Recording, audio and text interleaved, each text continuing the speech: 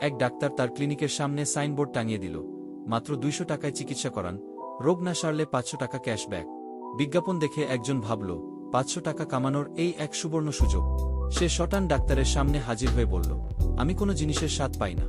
Doctor সাহেব লোকটিকে পরীক্ষা করে নার্সের উদ্দেশ্যে বললেন, বাক্স থেকে 2 নম্বর ওষুধ বের করো আর 3 ফোঁটা খাইয়ে দাও। নার্স তাই করল।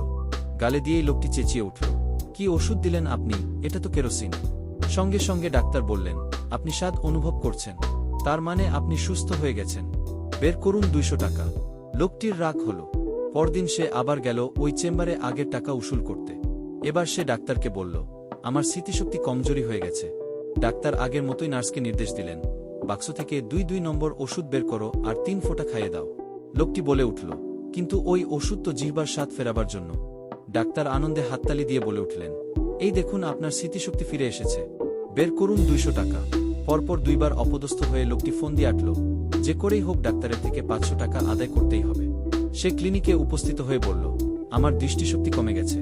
ডাক্তার মুখ গোমড়া করে বললেন, এর ওষুধ আমার কাছে নেই, এই নিন 500 টাকা। লোকটি ভ্রু কুঁচকাল, কিন্তু এখানে তো 100 টাকা আছে। ডাক্তার সাথে সাথে বলে উঠলেন, এই তো আপনার দৃষ্টিশক্তি আবার ফিরে এসেছে, বের করুন 200 টাকা।